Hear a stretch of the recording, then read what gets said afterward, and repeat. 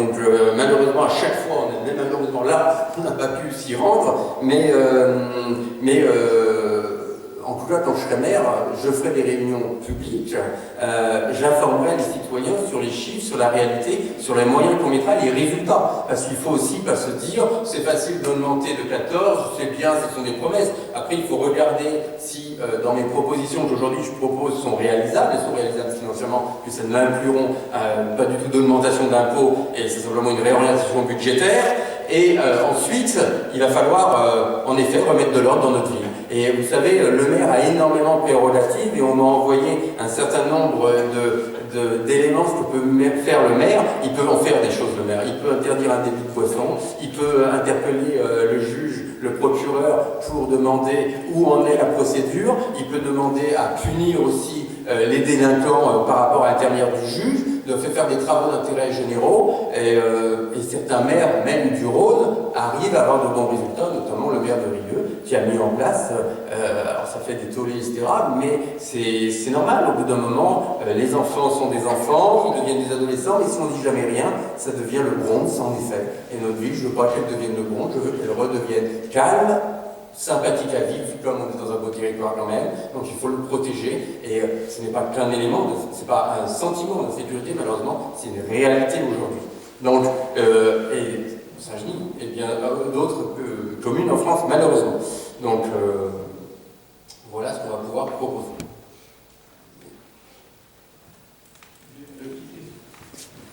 Vous avez dit une bonne phrase, en fait, des enfants, des adolescents, et après, des adultes. Bonjour messieurs, dames, j'habite au quartier des Basses-Baronnes. En fait, justement, vous parlez de rajouter des effectifs de la police municipale, mais vous ne parlez pas de ce que vous pouvez faire en amont pour justement les enfants qui deviennent adolescents et peut-être après délinquants. C'est ça qui est le plus intéressant en fait, j'aimerais pas qu'on arrive jusqu'à faire intervenir justement les forces de l'ordre dans le quartier. Qu'est-ce que vous pouvez faire pour ne pas en arriver là? Alors, les enfants qui viennent des adolescents et les adolescents qui viennent des délinquants, le but c'est déjà qu'ils aient un milieu familial adéquat. Le rôle d'un parent, c'est d'élever ses enfants. Il y a des allocations familiales qui leur permettent de subvenir quand même à ces besoins-là pour élever. Si je m'aperçois qu'un enfant de 12-13 ans me casse à longueur de temps des abris de bus, je le convoquerai à la mairie avec les parents et je ferai un rappel à la loi. Et je leur demanderai qu'est-ce qu'il faut faire. Après, on peut accompagner socialement les parents qui ont des difficultés, et dans la vie, on peut avoir des difficultés. C'est aussi le rôle d'un maire d'être proche de ses citoyens pour les sortir du haut, mais il faut que ça soit donnant-donnant. On ne peut pas, à longueur de temps, passer sous silence. Vous avez tous été élevés, on a tous été élevés correctement, je pense, à éduquer nos enfants, à dire merci à la dame, à tendre la main, à ramasser un déchet par terre, c'est l'éducation. Alors c'est vrai qu'aujourd'hui le gros problème c'est nos écoles, elles élèvent pas nos enfants, elles n'ont pas à élever, elles ont à élever. Intellectuellement je dirais qu'elles doivent le faire, mais c'est aux parents. Et les parents doivent reprendre la main dans la famille. Alors qu'il y ait des problèmes, etc., je veux bien, mais c'est à nous, parents, d'éduquer nos enfants. Je pense que vos enfants sont éduqués correctement et quand ils font une bêtise, vous sanctionnez. Il me semble bien qu'on a tous été sanctionnés. Moi aussi, j'ai été privé d'un dessert, j'ai été privé d'une sortie quand je faisais des bêtises. Et j'en ai fait des bêtises, Mais j'ai eu la chance d'avoir des parents qui m'ont remis dans le droit chemin, qui m'ont appris les valeurs du travail, de la politesse, et on grandit comme cela. Mais il faut tout de suite il faut arrêter cela, je pense, quand ça commence à avoir des débordements. Alors quand vous dites que vous ne voulez pas de la police municipale, je pense que la police municipale... Excusez-moi, c'est pas que je ne voulais pas de la police municipale, c'est... d'intervenir. Moi, en fait, quand la police a intervenu, c'est trop tard, ça veut dire que vous m'avez fait... Alors, permettez-moi juste de rectifier, c'est pas que je ne veux pas de la police municipale, c'est que moi j'aimerais bien qu'il y ait des solutions avant de faire intervenir la police municipale. Vous voyez ce que je veux dire? C'est-à-dire que, un petit exemple, je connais pas mal de petits jeunes qui aimeraient bien intégrer le club de foot, mais comme la licence elle est chère, leurs parents ils n'arrivent pas à payer ça, et ben du coup ils se retrouvent dans le quartier au lieu d'aller faire 4 à 5 heures de foot. Voilà, ça les occupe à faire du foot et être sportif. que de rester dans le quartier, quoi. Ça, c'est un petit exemple. Hein. Oui, oui, alors le petit exemple aussi que je peux vous dire, pour faire du foot, il n'y a pas besoin d'une licence. Un ballon suffit, et de jouer avec ses camarades, il y a suffisamment d'équipements quand même dans notre belle commune qui sont bien entretenus. Vous voyez, il faut aussi donner le goût à nos enfants de savoir jouer correctement dehors avec un morceau de ballon, avec un frisbee correctement. Voilà, on peut faire des choses simples, il y a suffisamment de structures pour accueillir les enfants là. Je pense que c'est pas de ce point de vue-là. Alors moi, simplement, on est allé rencontrer le club de rugby de Saint-Gilles-Laval et les encadrants sont justement ont besoin de jeunes, donc ont besoin des jeunes de quartier justement pour les sortir de ces impasses. Et en fait, on pensait faire avec justement les clubs de sport et notamment le club de rugby, mettre des encadrants dans les quartiers pour les ramener et les emmener justement au club. Financer comment, je ne sais pas, mais le rugby a besoin de jeunes Saint-Genois et le foot également. Donc il faut trouver des solutions autour du sport, je pense que c'est important.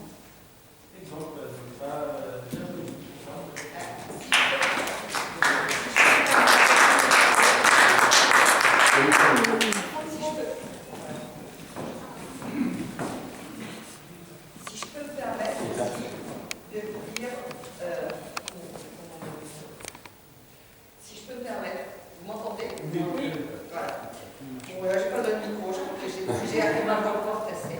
Je pense que la première chose qu'on doit à nos enfants, même dans les quartiers difficiles, c'est de leur donner un espace et de ne pas les laisser voir que, justement, des petits caïds font la loi. Parce que ça, c'est un mauvais exemple. Et ça ne peut que leur donner... Eux aussi, peut-être qu'ils ont envie de sortir.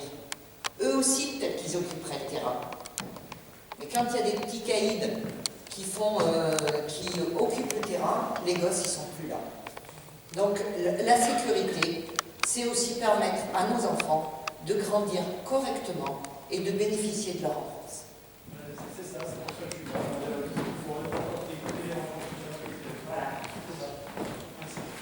C'est pour ça que j'ai une équipe, j'ai pas la science infuse, monsieur. C'est vrai que je suis un peu plus dur que mes collègues, mais je les écoute aussi. Et trouver des solutions, c'est déjà voir les problèmes, les déceler, trouver une solution pour éviter que ces problèmes reviennent. Et mes amis ont aussi des très bonnes idées.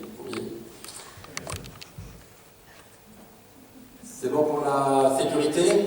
On va passer au sujet suivant, la fiscalité. Alors, thème important, parce que c'est les sous-sous des petits Saint-Genois, des grands Saint-Genois. Et je parlerai du budget. Le budget, toujours pareil, un constat, depuis cette mandature, depuis 2014 à maintenant, une dette qui est passée de 322 € à 511 € par habitant. On arrive à 10 millions de dettes sur notre commune, c'est pas rien quand même. Et on a quand même aussi un déficit de la culture de 500 000 € sur un budget de 600 000 € et on a un déficit de 500 000 € pour la culture. Vous me direz, la culture n'est pas rentable, oui je veux bien, mais à ce prix-là quand même ça fait cher et on peut faire des choses là aussi beaucoup plus pratiques et je vais vous donner quelques éléments. D'abord, on ne peut plus vivre endetté. Une commune ne devrait pas être endettée. Elle devrait sortir un autofinancement, c'est-à-dire par rapport à ses recettes, par rapport à ses dépenses, sortir de l'argent, c'est tout à fait normal, pour réinvestir totalement. Là, aujourd'hui, on part à l'endettement à outrance. C'est nos enfants et petits-enfants qui vont devoir la payer. Pourquoi une dette comme ça? Parce qu'il y a aussi des investissements, je dirais, qui n'étaient pas prioritaires et qu'on a voulu faire pour du clientélisme. Alors, j'ai rien contre le tennis, puisque je suis un joueur aussi de tennis et j'aime énormément ça, mais faire 2 tennis couverts pour 1,8 million aujourd'hui, il y avait peut-être d'autres choses à faire en priorité que d'aller endetter notre commune à pratiquement 2 millions d'euros en plus. C'est pour ça qu'on se retrouve avec 10 millions d'euros. C'est ça. Il va falloir aussi serrer la vis aussi. Il y a certaines dépenses qui me paraissent importantes, notamment les frais téléphoniques. On arrive à 80 000 € de frais téléphoniques importants. Des contrats de maintenance aussi, où là, il faudra qu'on les revoie et qu'on remette les fournisseurs autour d'une table pour voir si leurs prestations sont adéquates par rapport aux biens de la commune. Et nous nous engageons, nous, à baisser les impôts. Ah oui, ce n'est pas quelque chose d'utopique, mais 5% par an, ce qui représentera 20% au mandat. Donc nous avons un constat, nous pouvons le faire. Dans le programme, il est détaillé, il est chiffré. D'ailleurs, nous sommes la seule liste à avoir fait un programme chiffré où en 2021, vous saurez qu'est-ce qu'on va sortir comme autofinancement, qui n'est pas négligeable, qui augmente d'ailleurs, mais aussi nous décidons que cet autofinancement, une partie redevienne dans le désendettement de notre commune, de notre dette, petit à petit. Ça sera long, ça sera difficile, mais nous le ferons parce que nous avons la volonté et nous savons que c'est possible. Je citerai simplement la mairie d'Orange, Jacques Bompard. Il a mis 15 ans à désendetter sa ville qui est à 5 € par habitant et il fait un autofinancement de 4 millions d'euros. Donc vous voyez, il arrive sans augmenter les impôts, en diminuant les impôts, diminuant une dette et pour faire l'autofinancement à 100%. Nous, ça va être long, ça sera difficile puisque depuis 2014, je dirais l'an avant, alors ça va être un peu technique, mais il faut bien, je vais vous l'expliquer un petit peu vite fait. Notre autofinancement, il est de 2,1 millions aujourd'hui. En 2014, il était un peu plus important et il a diminué. Et aujourd'hui, si on consacre cet autofinancement pour rembourser la dette, en 2014, il fallait 3 ans et demi. Maintenant, on a dépassé les 5 ans. Donc, pour moi, ce n'est pas une bonne gestion. Malheureusement, il y a des choses à faire et le maire nous a endetté notre commune et il va falloir la redresser. Avez-vous des questions sur le budget, vos sous-sous? Vous y croyez au moins?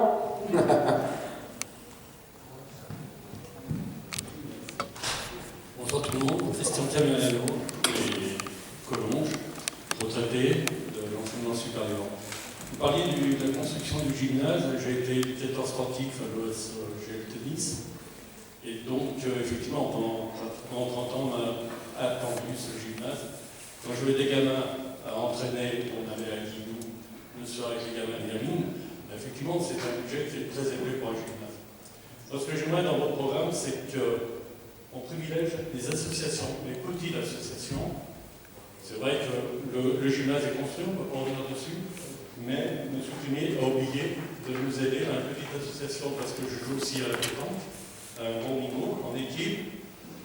On est tous, pratiquement des retraités, on a une utilité pas possible, puisque j'ai à peu près toutes les maths de la terre qui jouent avec nous.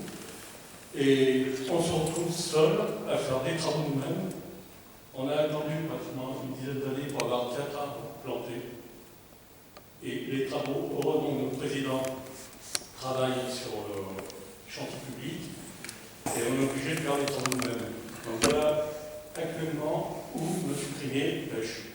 C'est-à-dire donner trop d'un côté et passer à l'autre. Alors je reviendrai sur... on a un thème qui va être un peu plus tard, qui est redonner la place aux associations genevoises. Donc je reviendrai à ce moment-là sur votre réflexion. Et sur la répartition des sommes allouées pour les associations. Pas d'autres questions au niveau du budget? Sur la finance? C'est des bonnes nouvelles, elles sont difficiles à appliquer, hein. Je ne dis pas que c'est simple, on a quand même de la chance à Saint-Genis d'avoir des bonnes recettes fiscales qui ont augmenté quand même de 11 millions d'euros à 16 millions d'euros, donc vous êtes quand même contributeur. Actuellement, M. Cumier, il sait très bien où prendre l'argent sur une certaine classe sociale, mais il faut aussi redonner du pouvoir d'achat aux Saint-Genois qui, la vie est chère, le gasoil est cher, l'alimentation est chère, et nous nous engageons, nous, les mairies que nous avons, que nous connaissons, comme le métier Robert Ménard, Pascal l'a rappelé, il y est arrivé petit à petit. Alors ça ne se fera pas du jour au lendemain, ça se fera petit à petit, progressivement, pour vous redonner de l'oxygène. Oui, bonsoir. Jacques Meunier, j'habite Chemin-Molly.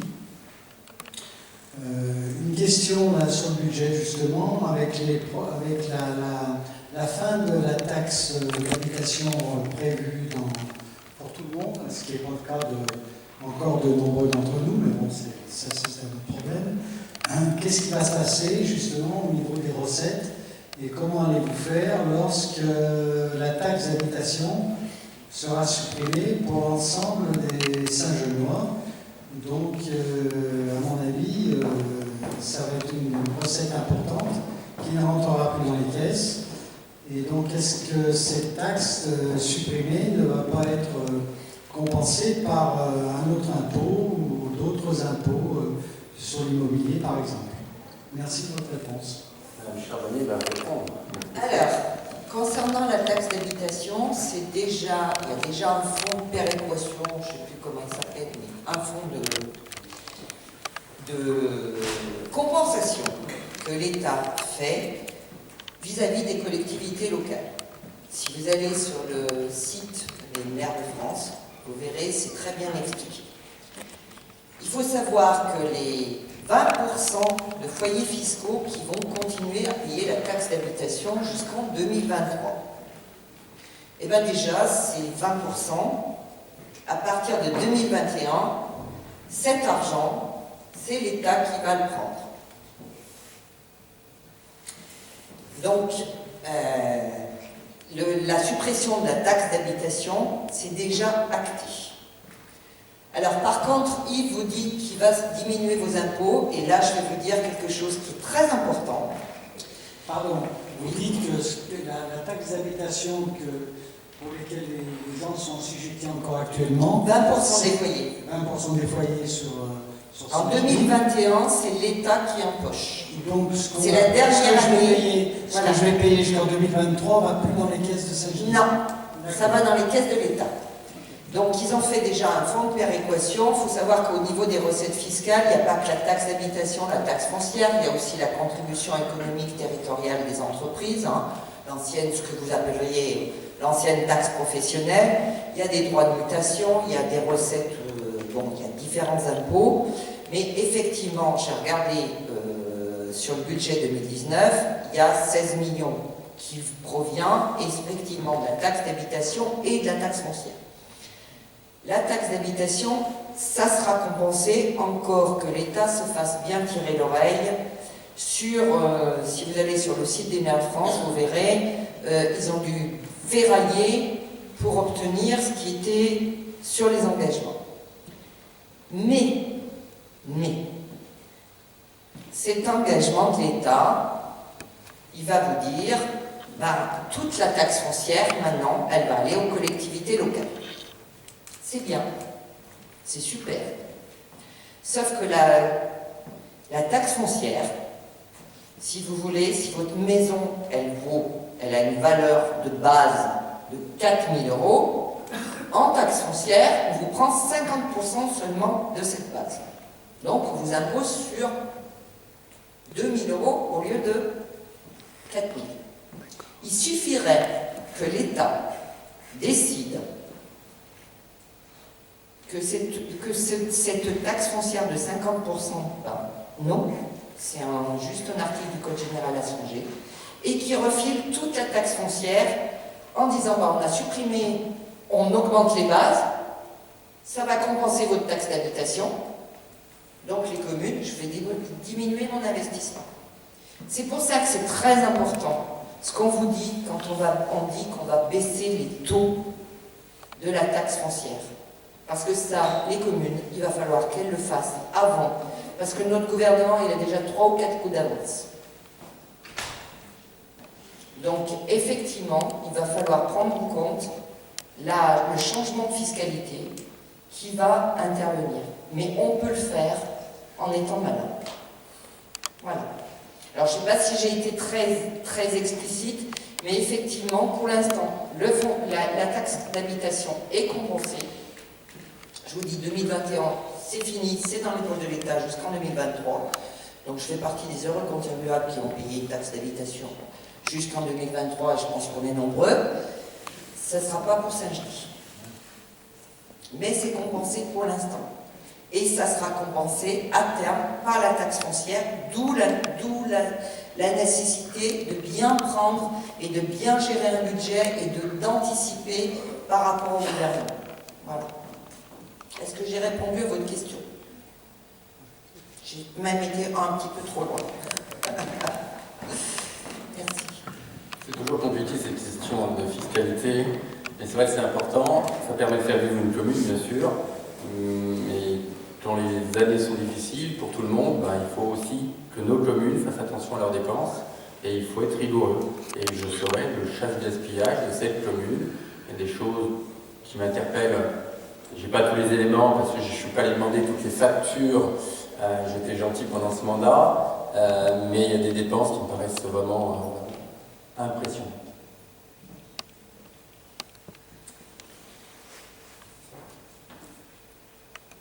Notre politique sociale. Alors, nous voulons une ville agréable pour tous les citoyens, quels que soient leurs âges et leur milieu social. Une ville pour tous, dans le respect de chacun et pour le bien de tous. Et pour cela, on a 3 grands thèmes, on va dire, une politique sociale responsable et ouverte. Il faut redéfinir l'action du CCAS pour une meilleure justice sociale. Il faut responsabiliser les auteurs des dégradations par un remboursement des dégâts ou des travaux d'intérêt généraux. C'est un peu, monsieur, quand quelqu'un casse, ben, il faut payer. Quand vous avez un enfant qui vous casse une vitre à la maison, vous la payez, vous la remboursez. Donc, et vous le grondez. Il faut le dire, c'est pas bien. Et après, il y a aussi quelque chose qui nous tient à cœur et qui est important, c'est une action d'insertion envers les bénéficiaires du RSA. Nous estimons que les gens qui touchent du RSA doivent doivent donner un peu de leur temps à la commune pour des actions vis-à-vis des associations, vis-à-vis aussi de nos aînés peut-être, faire des endroits peut-être de nettoyage quand il y a besoin, mais ça permettra à celui qui s'éloigne, souvent les gens qui ont le RSA s'éloignent du travail, de les faire revenir petit à petit et de pouvoir qu'ils puissent retrouver un travail. Parce que dès que vous décrochez dans la société aujourd'hui actuelle, qui est une société difficile économiquement, méchante on va dire, hein, pour trouver du travail c'est pas simple, et autres, le milieu du travail est comme ça, nous devons aider nos compatriotes à redevenir à l'heure quand il faut être à l'heure, de dire bonjour, de dire merci, de refaire des tâches pour qu'ils puissent réintégrer le monde du travail. Et il y a des emplois. Moi, le monde du travail est difficile, c'est très étonnant, il est difficile. Et d'un autre côté, quand vous regardez des entreprises qui mettent sur la CD42 recherche mécanicien, recherche chauffeur, livreur, ils ne trouvent personne. Moi, le premier, quand je passe des annonces, on n'a personne qui vient et qui veut venir travailler à 4 h le matin. Pourtant, on les rémunère, pourtant ils sont payés.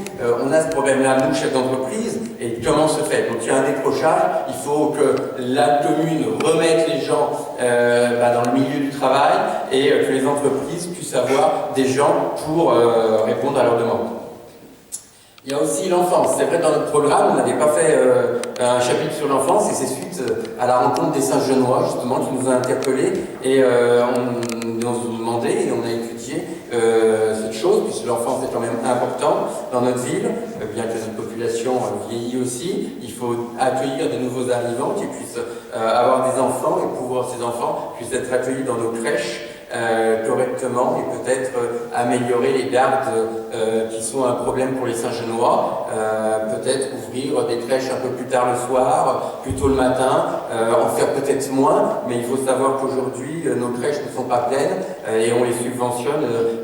Ce qu'on a comme information et quand on a les documents qui nous sont transmis dans les demandes de subvention et qu'on voit qu'il y a des crèches qui fonctionnent à 70% de taux de remplissage. Donc voilà, donc peut-être monsieur vous avez un problème si vous ne trouvez pas de place dans les crèches, je sais pas, c'est souvent ce qu'on nous dit, mais nous pouvons constater qu'à notre niveau il y a un problème qui ne correspond pas forcément aux besoins des gens, nous remettrons cela sur la table. Et sur la restauration scolaire aussi, un très gros problème puisque nous avons qu'une cantine pour 2 écoles, 3 écoles primaires où ça se bouscule, où les enfants sont précipités pour manger. Là aussi, actuellement, c'est une délégation de service public qui fait la restauration. D'ailleurs, nous sommes étonnés, et je suis intervenu plusieurs fois sur ce sujet.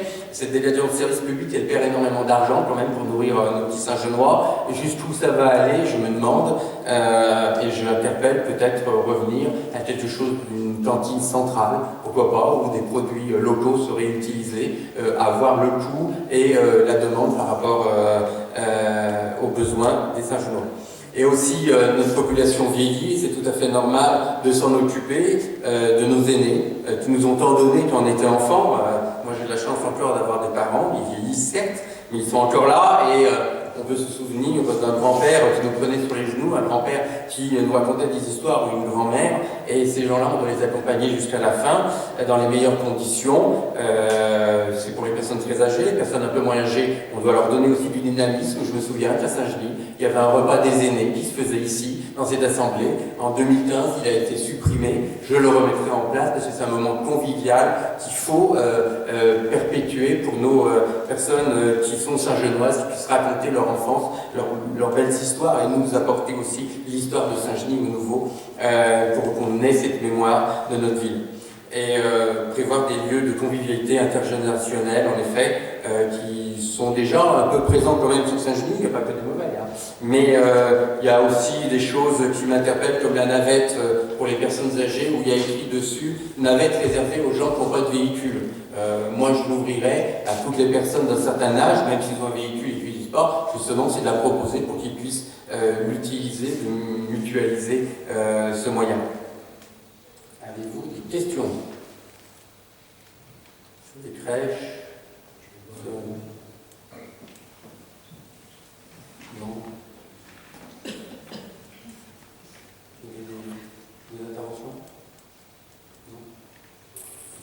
Allez, on passe au thème suivant sur les logements et les nouveaux quartiers. Alors, en effet, Saint-Genis va connaître un nouveau quartier qui est apparemment lancé, mais nous n'avons pas beaucoup d'éléments chiffrés. Nous avons qu'une maquette qui nous a été transmise. Certains dossiers qui nous ont été transmis, mais très très vaguement. En tout cas, ce qui nous inquiète le plus, c'est que ce nouveau des vallons des hôpitaux va être un nouveau quartier, en effet, qui va être à l'entrée de Saint-Genis. Mais nous espérons que ce quartier ne devienne pas un troisième quartier, comme nous avons au Champ-Basse-Darol, avec ces mêmes problèmes. Alors les problèmes, nous les résoudrons au Champ-Long, au Basse-Darol, parce qu'il y a des problèmes, il ne faut pas s'en cacher, nous serons là pour les résoudre, avec vous, avec les citoyens. Mais ce quartier, je le veux, en effet, il sera là, il va abriter quand même 1300 logements, on ne sait plus 4000, 5000 personnes qui vont arriver.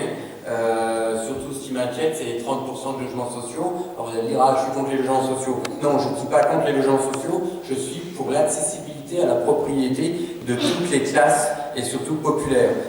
Quand vous êtes propriétaire, vous prenez bien mieux soin de votre environnement. Et c'est peut-être là le problème de nos quartiers, où on a fait des logements sociaux, où les gens viennent, restent 2-3 mois, dégradent parce qu'ils ne sont pas chez eux, etc. Si on leur permettait, sous forme d'un genre de crédit-bail, avec leur location, devenir propriétaire de leurs biens, je pense qu'on réglerait beaucoup de problèmes et notre patrimoine autour ne serait que valorisé. Voilà, je peux dire, remettre aussi en place le service public dans nos quartiers. Pendant cette mandature, il y a quand même la poste au Champ-Long qui a été fermée. La dame ne pouvait plus assurer ce poste pour des problèmes d'insécurité. Enfin, je ne suis pour rien, mais c'est la pauvre dame, elle ne pouvait plus. Il va falloir remettre du service public dans nos quartiers parce que c'est de la proximité. Nous y sommes attachés. Il y a une possibilité au Champ-Long avec le bar tabac de passer une convention, comme ça se fait de plus en plus, pour accéder à un courrier, acheter un timbre, remettre un colis, récupérer un recommandé pour éviter des déplacements dans le centre de Saint-Genis.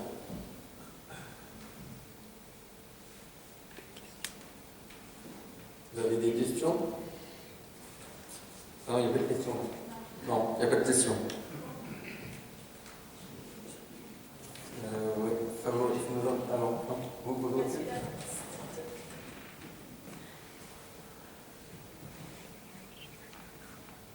Alors, favoriser et développer l'économie locale. Nous sommes tous attachés à nos commerces de proximité. Nous devons les redynamiser